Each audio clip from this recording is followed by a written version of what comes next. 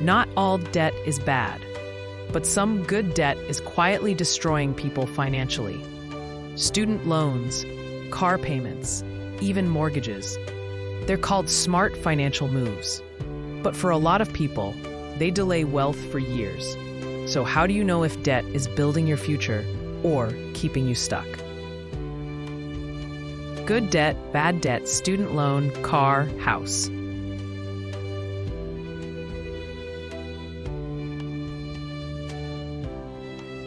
Here's the myth most people believe. One of the greatest misconceptions surrounding student loans is that they are inherently good debt.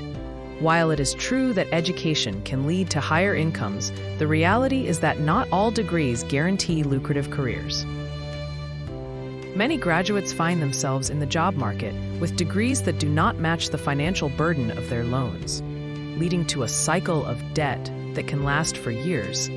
This disparity highlights the importance of researching potential career paths and the financial implications of chosen fields before committing to a degree program.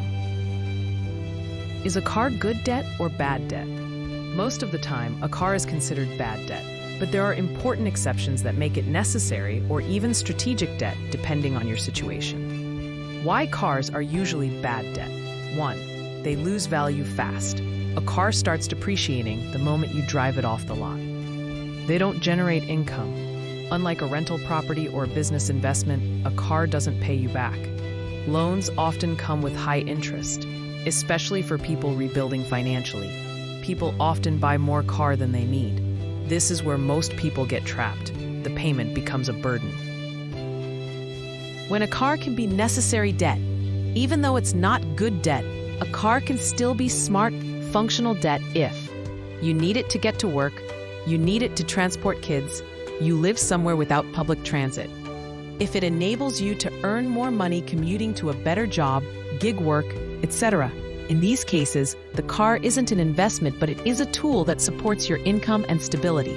A car becomes closer to good debt when 1. You buy a reliable used car, not a luxury one. You avoid the steepest depreciation curve. 2. The payment is small and fits your budget. A rule many educators use: your total car expenses should be under 10 to 15% of your take-home pay. 3. You get a low interest rate. This keeps the cost of borrowing down. You keep the car for many years.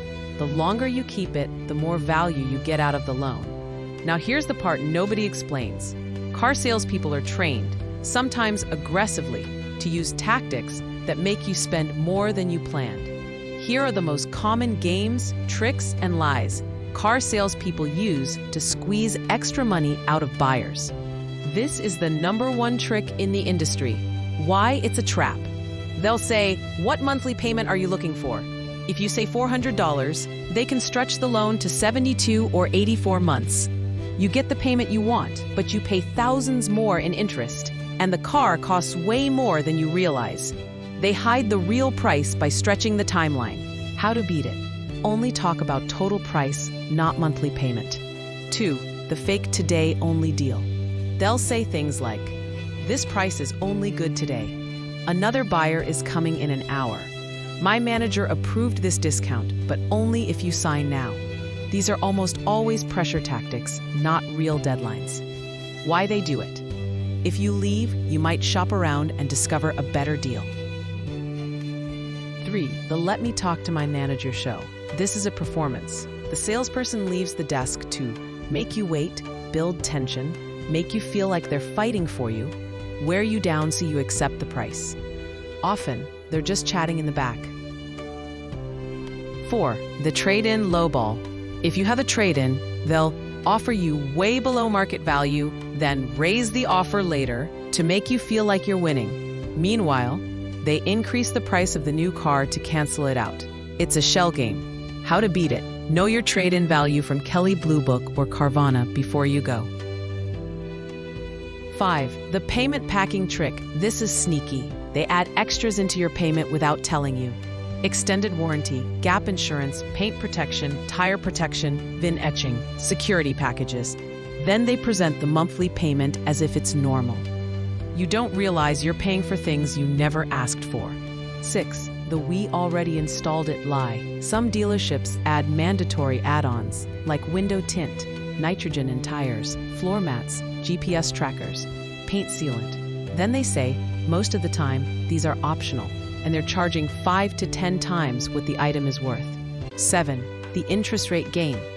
Even if you qualify for a low rate, the dealer might tell you the bank approved you at a higher rate, pocket the difference as profit. Example, bank approves you at 5%, dealer tells you 7%. They keep the 2% spread. This is legal in many states.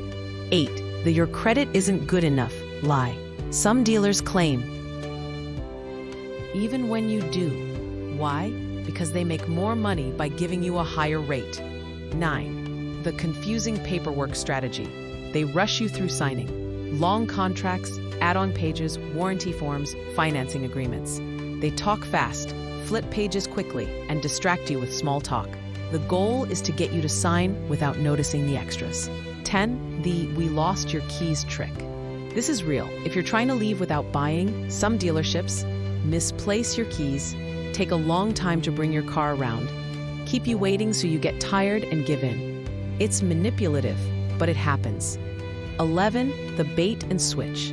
They advertise a low price, a specific car, a special deal when you arrive, but they have a more expensive one ready to show you. 12. The "we're losing money on this deal" lie. They love saying, dealerships rarely lose money. This line is pure emotional manipulation. Mortgages, good debt or bad debt? Here's some of the biggest mistakes people make when buying a home. 1. When you buy more house than you can afford. If the payment is too high, it becomes a financial burden instead of a wealth builder. 2. When the interest rate is extremely high. High rates can make the total cost of the home much more expensive. When you put too little down, a tiny down payment can lead to higher monthly payments, private mortgage insurance, PMI. Being underwater if home values drop. 4. When the home becomes a money pit. If repairs, taxes, and maintenance overwhelm your budget, the mortgage stops being good. When you plan to move too soon, if you sell too quickly, you may not build enough equity to offset closing costs. A mortgage is good debt when it helps you build long-term stability and wealth. It becomes bad debt when it stretches your budget or traps you financially. However, mortgages are usually considered good debt because they help you buy an asset that can grow in value. Homes typically appreciate over time. You're borrowing money to buy something that may be worth more later. 2. You're building equity. Every payment increases your ownership stake. It's like forced savings. 3. You're paying for something you need anyway. You'd be paying for housing regardless, rent or mortgage. A mortgage lets you turn that cost into ownership. We will be discussing home ownership, mortgages, much more in depth in a later video. Be sure to come back to Money Made Simple, where everything will be broken down in simple jargon for everyday people. Be sure to like, share, and subscribe so you'll be reminded when the next video uploads. Thanks for watching.